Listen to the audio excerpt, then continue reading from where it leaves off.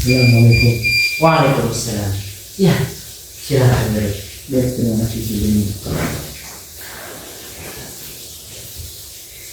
Baik, saya di sini untuk mendengarkan cerita mengapa Anda bisa pergi untuk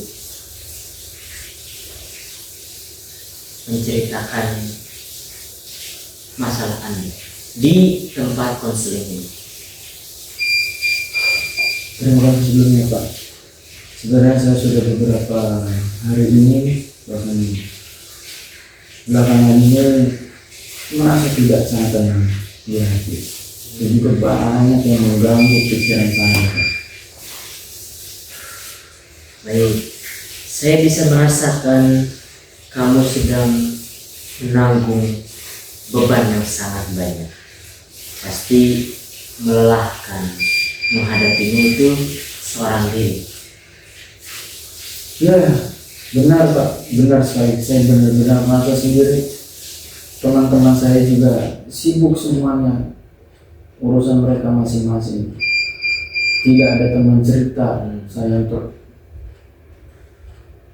masalah yang ada belakangan ini Pak. Baik, kamu sangat terbebani dan kamu sangat kesepian, seolah tidak ada yang bisa membantu memahami situasimu. Begitu? Betul Pak, rasanya campur aduk sekali Pak. Sedih, capek, dan bahkan bingung. Campur aduk sekali Pak rasanya. Tidak bisa saya jelaskan dengan kata-kata. Baik, coba ceritakan lebih mendalam. Apa yang membuatmu capek? Apa yang membuatmu merasa sedih dan merasa bingung pada akhir-akhir ini? Baik. Yang pertama, tugas kuliah datang bertumpuk. Belum selesai yang satu, sudah datang lagi tugas berikutnya. Ditambah beberapa minggu lalu ayah saya juga jatuh sakit. Jadi saya juga harus bolak-balik dari rumah ke kampus, begitupun dari kampus ke rumah Pak. Baik, dalam situasimu yang berbolak-balik ke kampus, yang bolak-balik ke rumah, bagian mana atau perlakuan apa yang membuat dirimu itu menguras energi yang sangat banyak?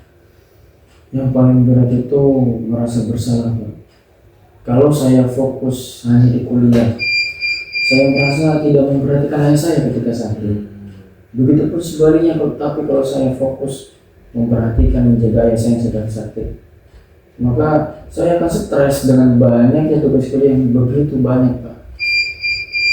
Baik, kapan terakhir kali kamu beristirahat dengan benar-benar istirahat? Sudah lama sekali Pak, saya tidak tidur atau istirahat dengan teratur.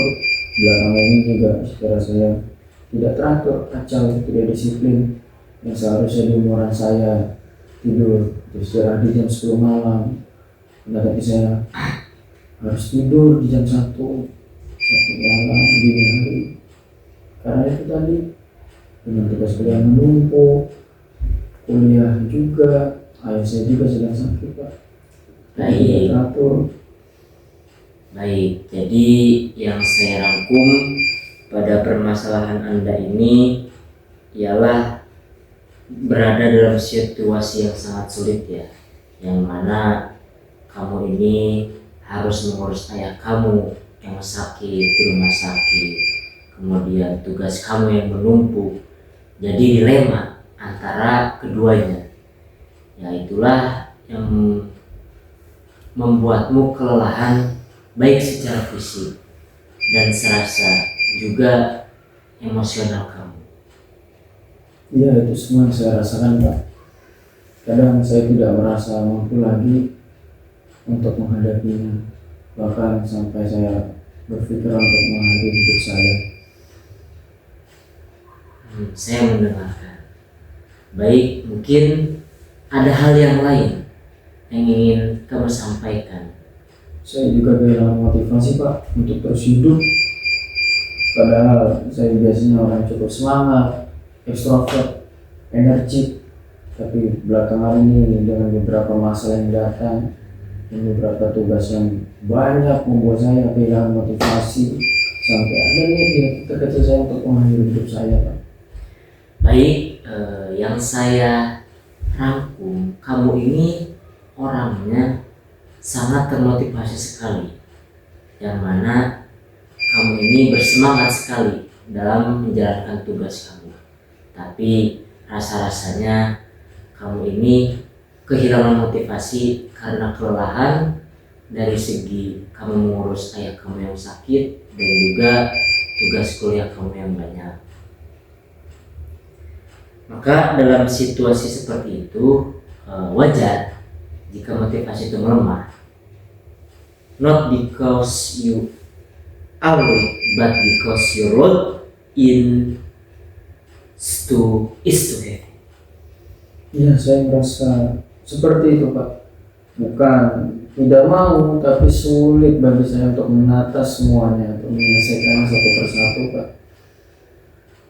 Baik, kamu sedang mencoba menjalankan dua tanggung jawab besar sekaligus, dan dari ceritamu ini kamu sangat peduli pada keluarga dan serius pada pendidikan, dan itu kualitas yang penting dan bagus sekali pada diri kamu.